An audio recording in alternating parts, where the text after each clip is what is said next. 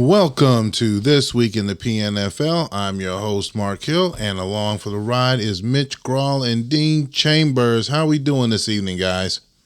Very good. Doing great. All right. So we have week 12 in the books, getting ready to move into week 13. There were 3 upsets this week. So we're going to get through all of these, the games, and then during our middle segment, Mitch had a special interview with Rich, and then we're going to jump into, combine that in with the playoff push towards the end of the season. And then, as you guys know, we will go into our predictions, and going through there, I will have something that's unique. It's the first time for all 3 of us. When we go through our predictions. So I will touch on that when we get to that point. So jumping off into, jumping off into the week 12 games. The first one on the list, we have the New York Jets taking on Atlanta. And the Jets are just rolling as they normally do, as they took this game 29-16. Mitch. So you're saying that when you play the Jets, it's like jumping off? Jets are gonna do the Jets. So, definitely you gotta pack a lunch when you work on that job. So Mitch, what you got? Well, if you watch the game, early on, it looked like the Falcons were going to give the Jets a run there at the beginning. I agree. But then the Jets kind of turned into the Jets, especially defensively. They did have a handful of turnovers there that helped keep Atlanta in the game, but overall, defense really stifled Atlanta, except when they had some of those short fields. And hey, you can't go wrong when you have player of the game being someone named Laviska Shenault. I have never in my life heard of this person, but apparently they had 2 touchdowns for the Jets. So congratulations to Laviska or whatever. Laviska Shenault. So anyway, yeah. All right. That sounds like someone who's on the dodgeball team for Global Gym. But, Yep. Anyway. All right, Dean. What happened? Yeah, the game started off well. My defense, despite the 29 points, played pretty well most of the game. Had some key stops, but the offense had some 3 and outs, and there were 7 punts in this game. Your offense is not playing well when you punt the game several times, and Ben DiNucci managed to throw into 2 interceptions. Apparently, those guys wearing the white jerseys he thought were his receivers, and I don't know that anyone ever beats the Jets throwing 2 interceptions, and it just doesn't. Yeah, the score was respectable. There's no such thing as so-called moral victories, but Yeah, I agree. Could have been much worse. We didn't lose 46-0. Yeah. But that's just kind of where this team stands right now. Yeah.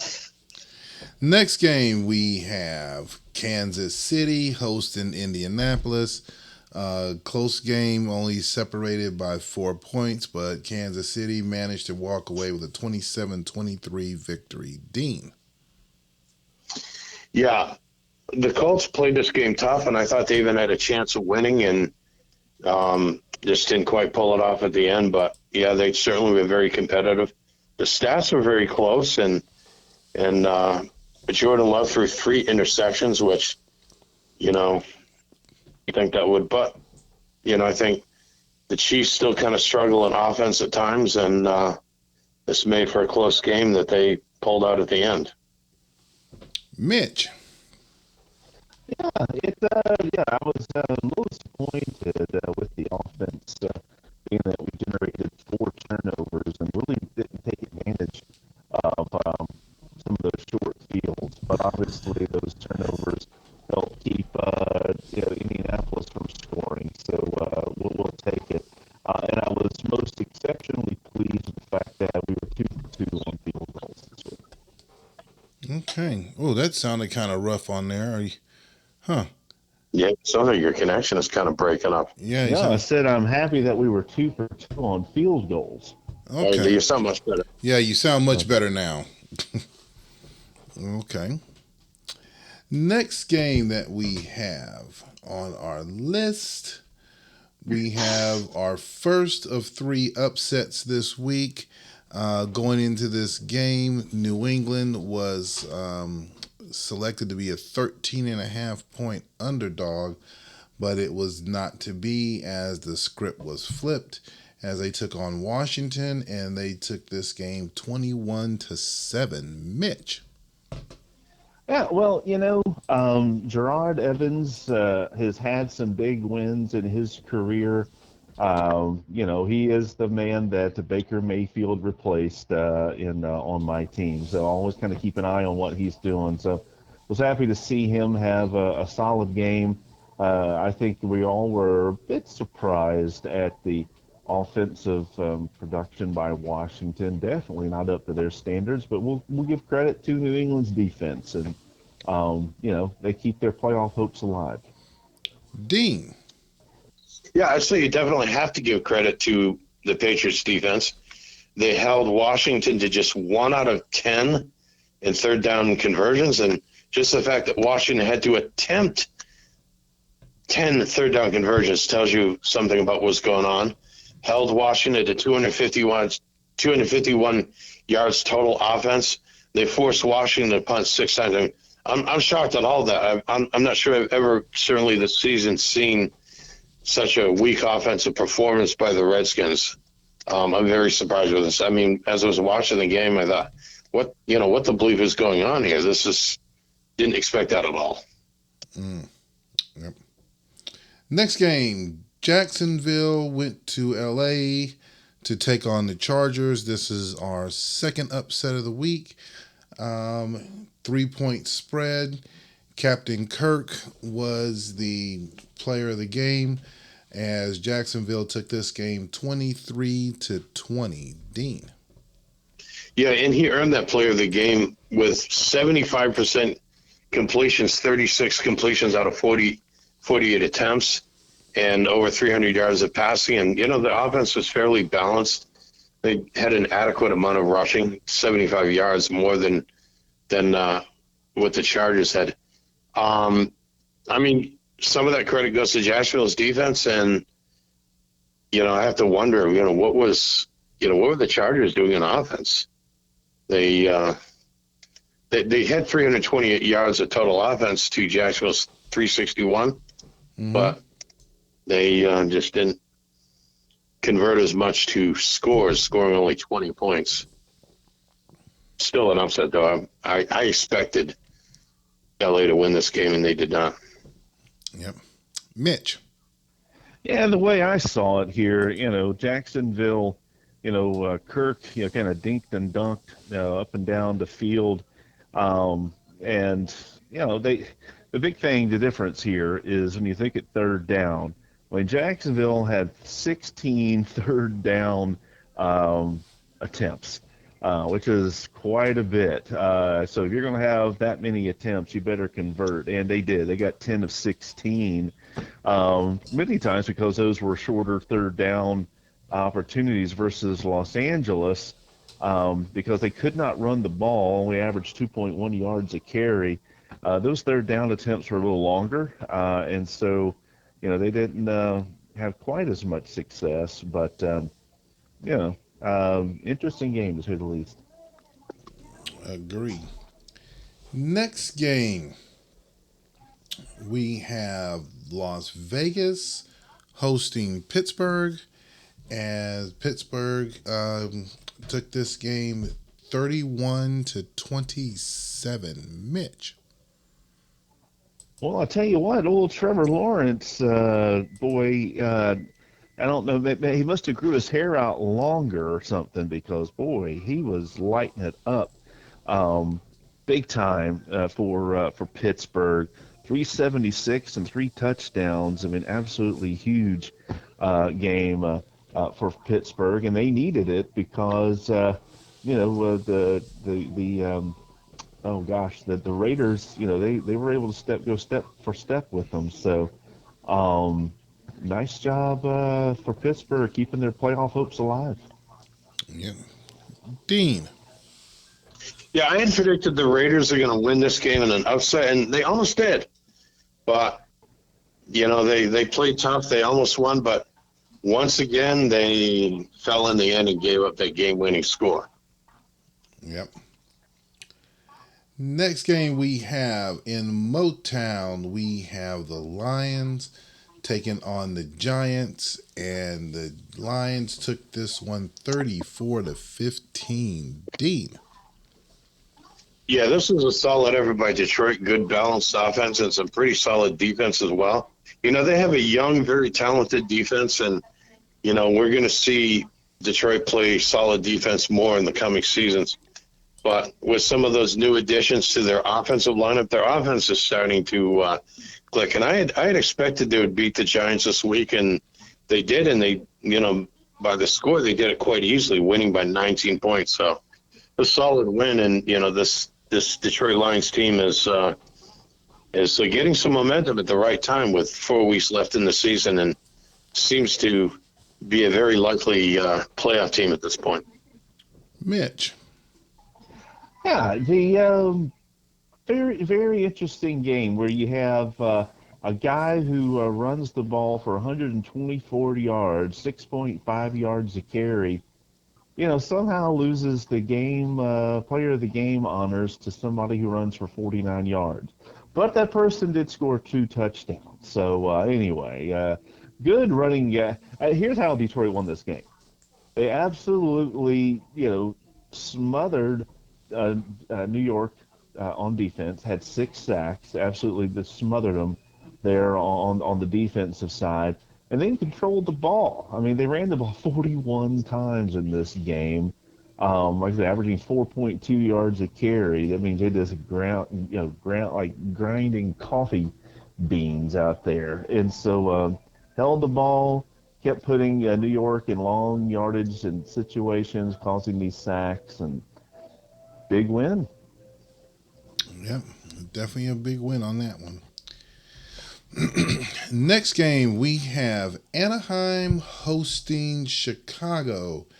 And Anaheim falling to Chicago by the score of 29-12. Mitch.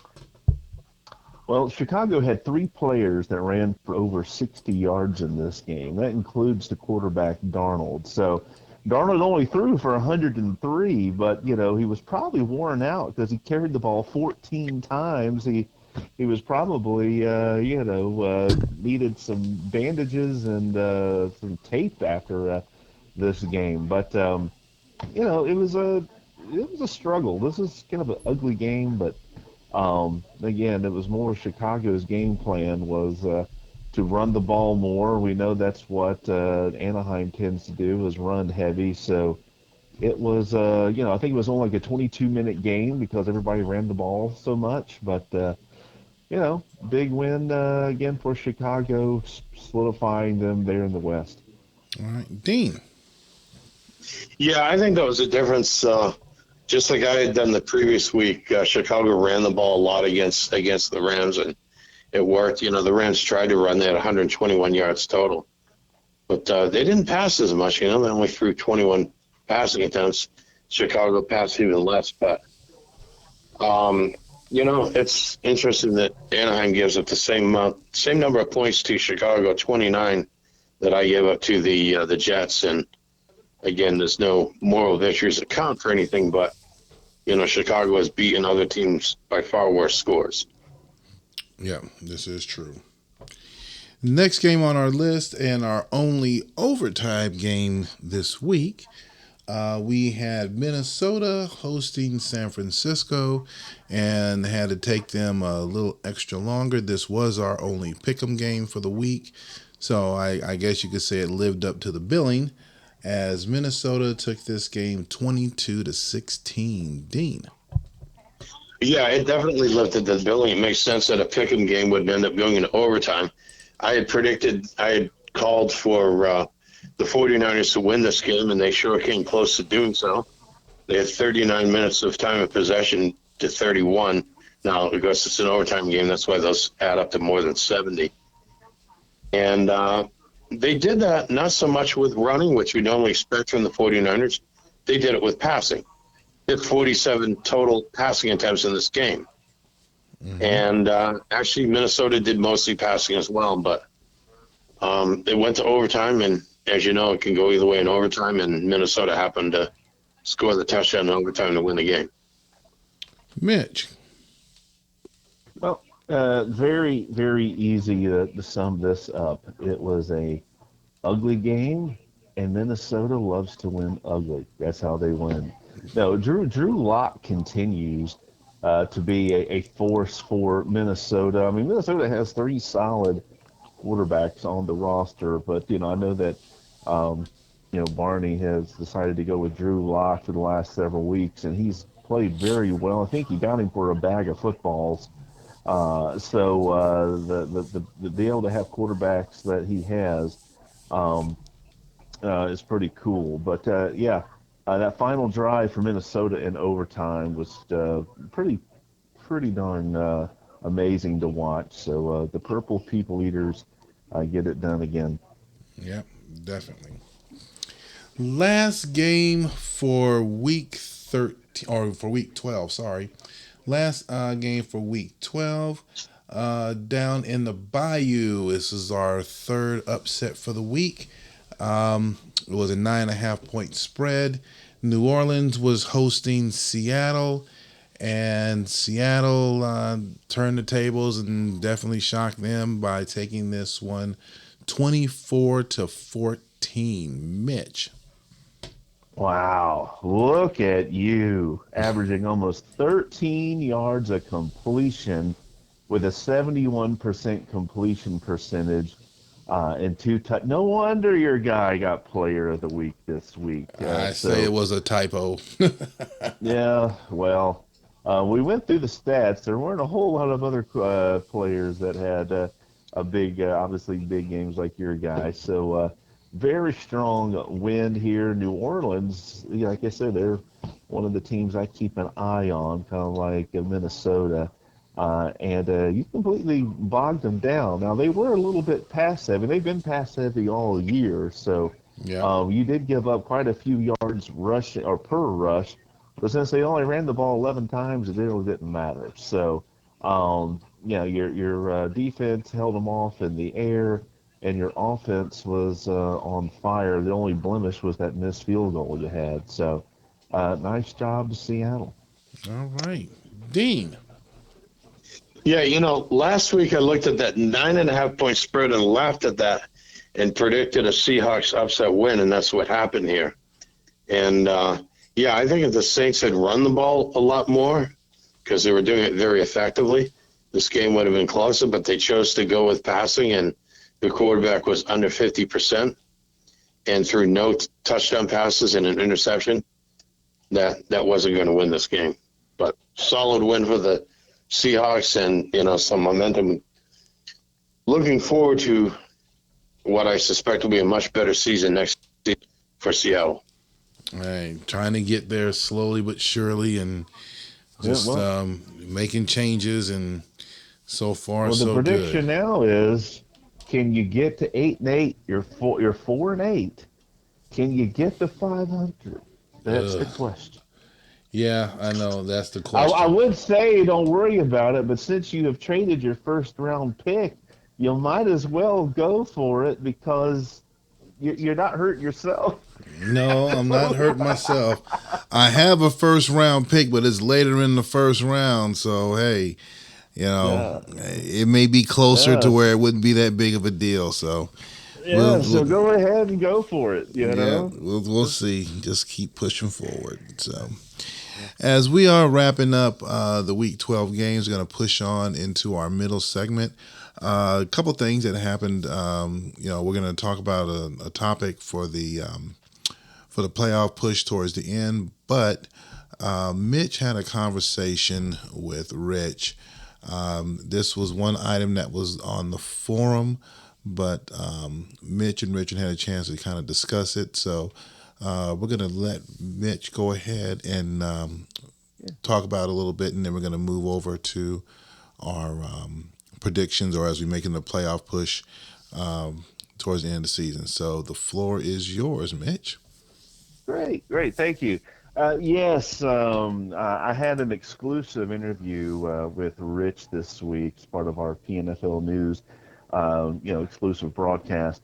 And it was really to get the league's response to our conversation last week around the rule that they have in place around the trading of recently signed players. I know that was obviously a big discussion on our show last week. And Rich was going to be able to try to join us live tonight, but he had a conflict. So from our interview, I'll share with him kind of the whys and the kind of the league response to what we were talking about. First thing he says is, "You ingrates! I cannot believe how much trouble y'all get." I'm kidding. He did not say that. But anyway, oh no, how much trouble y'all give me on this kind of crap? But no, I'm kidding. No, he said a couple of points that he made. One is that the reason why this rule is in place is that, one, that there is no real equivalent in the NFL for trades like this, where teams sign and trade a player so quickly. Yet, we try to strive to be similar to the NFL as much as possible. If there are trades out there that are like this, that are frequent, he said, make him aware, but nothing that he's aware of. Do we have things like this? Baseball, maybe, but not in the NFL. But I think the second reason is probably probably what got this rule in place, is that in the past there were multiple situations and multiple coaches that were signing players and bundling them together for other teams because the other teams had run out of points. And so they would basically, sign a bunch of these players for these teams that didn't have points, and then trade them for some low draft pick, or whatever the case might be. And people were beginning to take advantage of, some of those situations. And so, as he said, the NFL sign players on Monday and trade them to another team on Tuesday, especially in bulk bundles. No. That's kind of a little bit, I guess, the history is that. So that sounds like there might have been in the past some situations where folks were taking advantage of this, and the rules put in place. I think you have to hold the player for like 8 weeks. I know that, he said, hey, maybe 8 weeks is too long. Maybe that number should change. But they said when they put that in place, it was for those situations. So anyhow, that kind of gives you a little bit of an idea of where the rule came from and why. And I wanted to bring that to y'all exclusively from the PNFL News. So there you go. Right.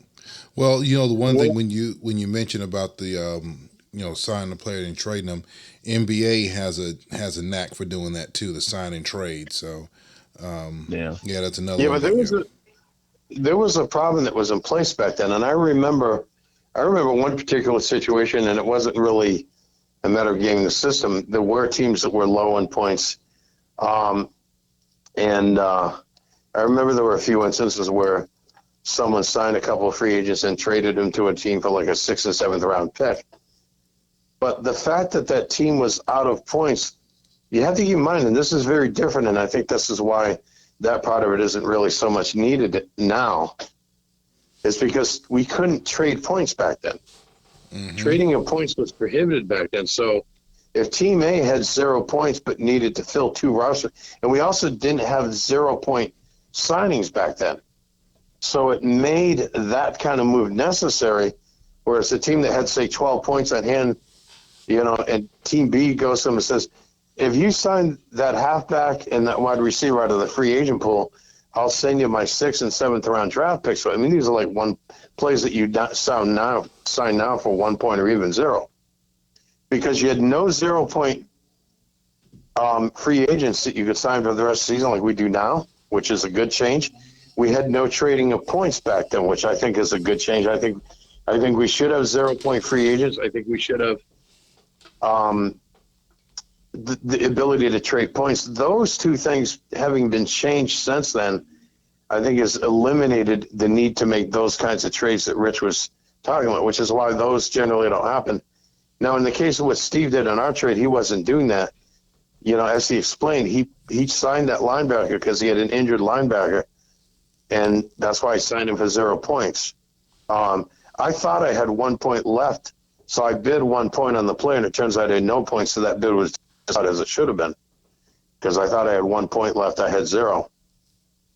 But you know, there was Steve wasn't signing him to trade him to me because that wasn't he was signing him to fill a roster spot because his guy was on injured reserve. Right. And then when this guy came back from injured, he was expendable. And then since he knew I was interested in that player, he bundled that player into the trade we were making. But that wasn't even really the main purpose of that trade because I had offered some of those veteran players that Steve was interested in. And so part of, to try to make the deal, he threw that linebacker and ultimately substituted a different linebacker instead, which made the trade worth it. So I understand the first part of it. There's a lot of things that we do we can't be as realistic as the NFL. So I think that's kind of a weak argument as it regards this. The second part of it, it's no longer needed. Like I said, those moves that need. So I still say at this point it's not a big deal, but we don't really need the rule. The other thing is if players are like gaming the system and trading players from 1 point. I mean, I won't mention the teams, but I saw one time recently near the end of a season, a team signed an offensive guard for 1 point. I mean, he was decent, but he was kind of old, and then immediately traded him shortly after. And it's probably one of the instances where the rule was enforced. Traded to another team, and when the other team traded from him, I'm thinking, "Are you paying attention? Do you realize that he just signed that player a couple of weeks ago for 1 point, and then traded something of value for that player?" So, but that's a matter of buyer beware. Watch the boards. Watch the free agent signings. Watch the trades. See who's getting who and what's going on. And because me, I thought, no, I wouldn't pay that much for that offensive guard that was just signed for 1 point. I wouldn't have paid that much for it. So if there's any concern that people are going to do that and get, make trades, it's the responsibility of all of us to pay attention to what's going on and understand what we're trading for. So, yeah, I still, in my opinion, and I might be the minority here, I might be the majority, I don't know. But I see this as one rule that's just unnecessary. We have quite a few rules right now, and we probably could lose a few that aren't really that effective at, improving things. So I think this rule is still unnecessary. No, actually, seeing his response, I actually think I actually see why it was put in place because, to his point, yeah, do teams sign a player on Monday and then turn around and trade him the same day? And then apparently there were situations where that kind of stuff was happening in the past, where people would put it signed before it was even processed, would already be trading the player that they'd already signed. Right, it did, but like I explained, it was because you had no 0 point free agents to sign. So the team that received those two players would have just simply signed the two players for 0 points now, and you couldn't trade points. The other thing that team could have done is said, okay, I'll make a trade with someone to get 2 points, use those 2 points to sign the two players. So what I'm saying is the rule isn't needed anymore. It's obsolete. It's antiquated because we have 0 point free agent signings and we're able to trade points. So the rule is antiquated, so we don't need it. I guess we'll disagree to disagree. Well, I think this is something that will be discussed too during the off season. I think there's going to be quite a few rules. Like I mentioned a couple of weeks back, they're going to be going through a lot of rules and seeing what can be modified, changed, or deleted altogether. So we're going to move over to real quick. We're going to jump into the current standings right now and the playoff push. As I said, as we went through the first segment, a couple little upsets this week, and I think it might have affected some of the teams trying to make a playoff push. but we're going to go through this real quick and then we'll move into our predictions. So, for this segment, I'm going to go ahead and start with Dean first, as he looks at the standings and see where everybody's at right now. On the AFC side, you have New England sitting there. I mean, excuse me, New York Jets sitting there at 10-2, followed by New England at 6-6 in the east side. On the west side, you have Kansas City at 8-4, Minnesota at 6-6, Pittsburgh at 6-6, and LA is on the outside, one of the last team on the outside looking in, sitting there at 5-7. So there is some little. There's he still has some life over there. On the NFC side, you have Washington sitting there at 10-2, and then Detroit sitting there at 8-4. On the NFC West, Chicago sitting at 10-2, San Francisco at 7-5, and New Orleans at 6-6. So, with that information there, as you guys see on your screen, Dean, what do you think is going to happen as we're coming down to the final 4 weeks? Well, the thing that stands out to me right now, Washington is 10-2 with a one-game losing streak. Detroit is 8-4, just 2 games behind. I don't know where the tiebreaker is, with a 5-game winning streak. Is Detroit going to actually challenge Washington with the division title? That could happen. I mean, they're certainly going to make the playoffs, and they're looking pretty good at 8-4, second best record in the NFC. I would say the 49ers are ahead for the other wild card spot, but the Saints are still a game out of that and still competing. In the AFC, Minnesota and Pittsburgh won to reach 500. The Chargers fell to 5-7, and New England is also 6-6. So you still have those same 3 teams competing for 2 spots, and it's either actually I think it is. I think the Jets did clinch the division because I believe they're 2-0 against New England, right? I believe so. Yes. So the Jets are winning the AFC East. Kansas City is leading by 2 games, but Minnesota, Pittsburgh could challenge there. Yep. Mitch, what do you see, sir?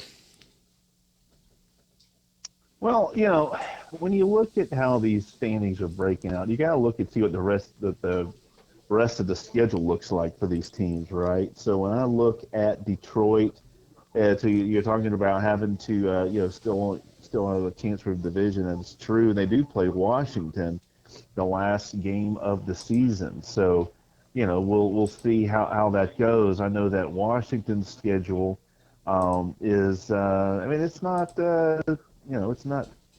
I don't know. It just depends on how much effort some of these coaches put in. They have to play Minnesota, which that's going to be a highly contested game right there. Then they go to Atlanta, which Dean always likes to play against Washington. Los Angeles, which Steve's already said he's thrown in the towel here for the season, and he's not going to be actively trying to coach his team. So how much truth into that, we'll see. But that could potentially be a tough game for Washington. And then obviously they have Detroit at the last game of the season. So could Washington lose 2 of those 4 games? Yeah, there's a possibility there. But it obviously all depends. 3 of those games are on the road. All in domes, so you don't have to worry about the rain. So that's a good thing for Washington. When you look out here across the other parts, I think Chicago is definitely won that division, and I think San Francisco is going to end up getting that second place in the West. New Orleans is send the fade here. They're going to have to really get some things turned around to get going. And we'll see what happens with that. In the AFC, I have no idea. LA, that's the team that really determines everything. That's why I'm surprised that Steve has, backing away from the team. I mean, LA is out. They're out of the playoffs right now. They're one game out of the playoffs, but they have two games left against Pittsburgh, who's the next team ahead of them. Both Pittsburgh and LA had the same division record. They had the same conference record. So if LA basically comes up and beats Pittsburgh those two times, I mean, probably they're getting into playoffs. Is so everything's still in front of LA if they want to go after it. But it looks like they're looking forward to next season. Um, and then I think Minnesota's going to end up coming out of this and getting a playoff spot. Not sure where New England will fall. Who knows? LA might get in if New England falters or if Pittsburgh falters here, but we'll see. It'll be interesting to see these last 4 weeks, especially with those two games between LA and Pittsburgh. That's gonna determine everything for the AFC. Um, Steve is not tanking. I think he just said that out of frustration. He's going to be competing. He's going to be still tough. Well, and the other thing I have to ask, that game between Detroit and Washington at the end of the season, could that decide the division? Well, depends on how many. Depends if anybody can beat Washington before then. Yeah. Yeah. If Washington picks up one or two losses, depending where the tiebreaker would be, that game between them could decide the division. Well, that's assuming Detroit doesn't lose any games between now and then the season too. Yeah, well, New England gave somebody a blueprint. They gave someone a blueprint this week. And, as far as LA goes, I think Steve being upset because he is in the midst of a 4-game losing streak. So I can see how that frustration can boil up real quick, and you just like, what the heck? Hello, my season, sitting there saying, what the heck am I doing? So I think what Steve will probably do is, get upset, kind of calm himself down a little bit, get right back to it. And sometimes you just got to go back to the basics, and think that will get him a chance to reset. And then, because as the season goes along, you just start throwing stuff out there, and he'll probably say, you know what? All is not lost. You're on the outside looking in. Like you said, you had those 2 big games coming up against Pittsburgh. And again, we don't know what New England's going to do. In Minnesota, we don't know how that's going to shake out. So there's some potential there for him. So. Yeah, I mean, New England has to play the Jets and Minnesota. Yep. So they could easily lose those 2 games. And they have to play Atlanta and Indianapolis, which, I wouldn't necessarily say for New England those are gimmies. Yep. So they could easily lose 2 or 3 of those games. Yep. So Steve is not out of it yet. Steve is not out of it. No, he's not out. That's why I was shocked to see him sell off so many of those top players. But yeah, New England could theoretically, I'm not predicting it, but they could lose all 4 games. They could finish 6th. Very possible. It's not out of the realm of possibility. Yeah. I don't think it's likely to happen, but it's a possibility for sure. Yeah. All right. We're going to spin over into our final segment as we always do. Coming up for the Week 13 games, there's some good games on the slate this week. But prior to us jumping into that, we had a first this week, as I mentioned at the beginning of the show, and the guys don't know this because I hinted at it during the pre-show, but they're going to find out right now. This is, since we've been doing lead pipe locks and everything, this is the very first time that all 3 of our locks hit together. It's usually it's usually all 3 of us have missed on the same one. Sometimes Mitch and myself might have hit. Dean and myself might have hit. Those 2, Mitch and Dean might have hit, but this is the very first time that all 3 of us hit.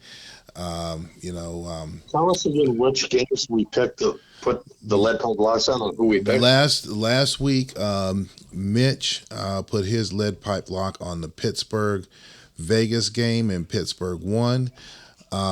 You put yours on the Detroit Giants game, and Detroit won, even though somebody doesn't want his team to be picked. Your curse took a week off and brought that in, and mine was on the San Francisco Minnesota game when I picked Minnesota. So, I took one of Mitch's pom poms and was cheering for Minnesota this week, or this last week. So that was the first. So going into week 13, where we are at right now, overall predictions for the season. Mitch is at 72-36. I'm coming in second at 62-46. And Dean is back at 51-57. Excuse me. For lead pipe locks, I am holding strong at 9-3, while Mitch and Dean are both tied at 6-6 for their lead pipe locks. So, going into the week 13 games, we're going to jump into this right now. First game on the list, we have Indianapolis hosting New England. There is a 3.5 point spread. The Sporting Books is going for New England. We are going to start this one off with Dean. Yeah, I'm actually predicting the Patriots to win and cover this game. I mean, I know it could easily go the other way, and Indianapolis is a home team, but yeah, it's just a 3.5 point spread. Patriots will win by at least 4. Mitch. Yeah, I'm going to take the Colts in this game. Ooh. I think the Colts are going to pull it out here. Okay.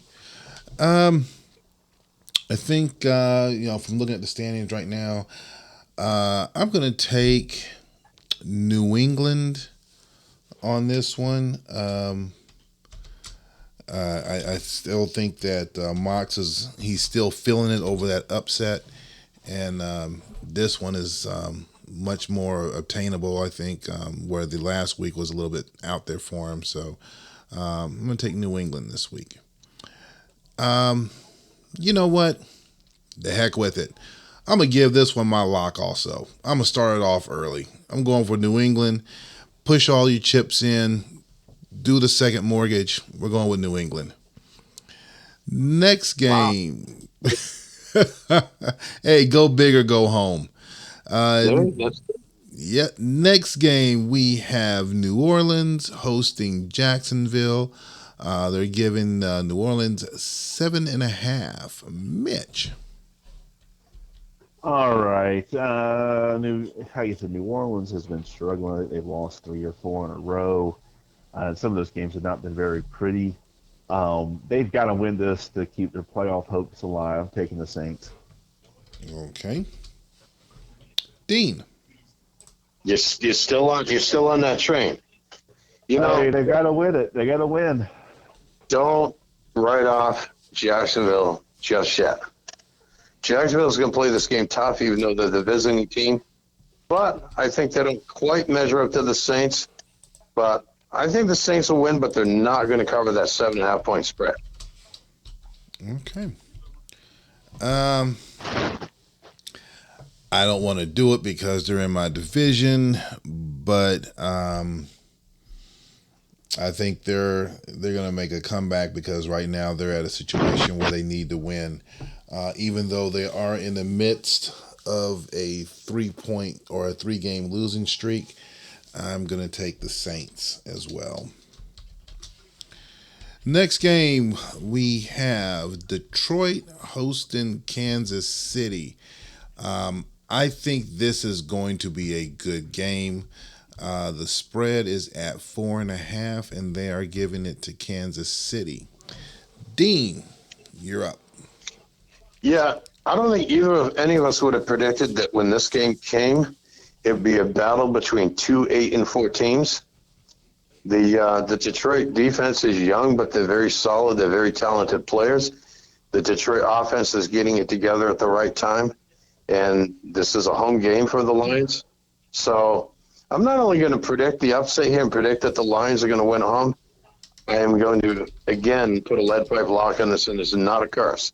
Kick the Woohoo! trigger. Take out your second mortgage and your third payday loan or whatever else you need to do. Max out your credit cards. Bet on Detroit here. You're going to win that bet. All right. Coach, what do you got?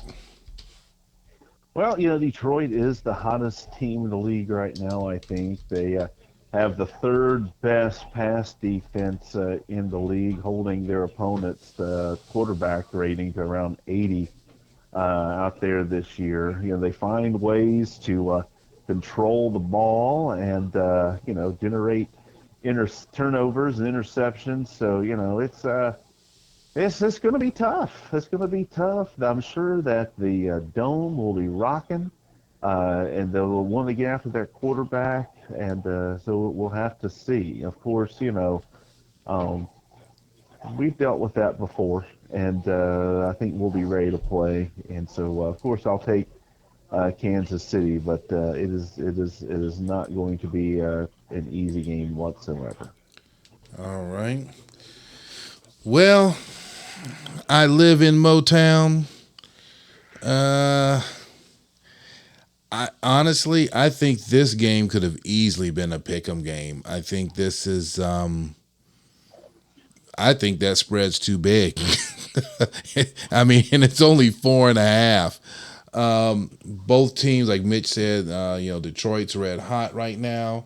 They're in the midst of a 5-game winning streak. If you look at the points for and points against, Kansas City is sitting there at 288 points for, with 265 against. Detroit, on the other hand, they're not scoring as many points. They're 236 for, but they're giving up less points at 230. So I don't know how deep you guys want to go into looking at that particular stat. It is a tough game. I mean, it's going to be a good game. I got to give a slight nod to Detroit. I got to give a slight nod to them. I can't put a lead pipe block on it, so I can't add more pressure on it. But I think that this could easily be the game of the week, easily. So, but you got to pick somebody to win. So I'm going to take Detroit this week. Next game we have Seattle hosting Pittsburgh. They are giving Pitt 7.5 this week.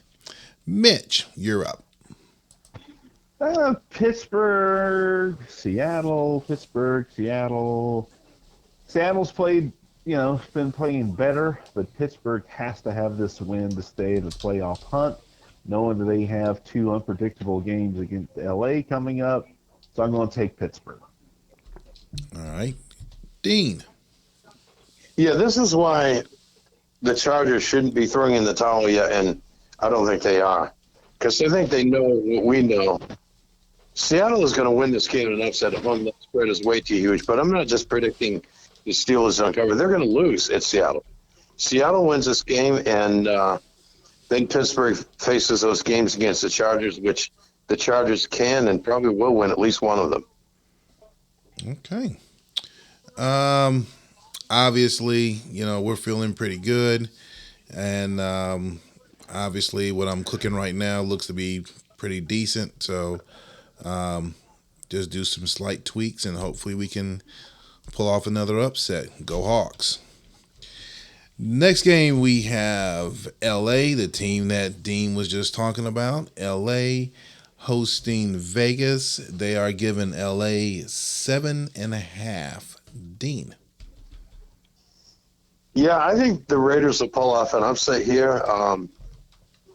They may win, and I think the edge. I think the Raiders will probably win a close game, but don't be surprised if the Chargers win close at home. But it's definitely not by that 7.5 spread. But I did put in the prediction for the Raiders to win, so that's what I'm predicting.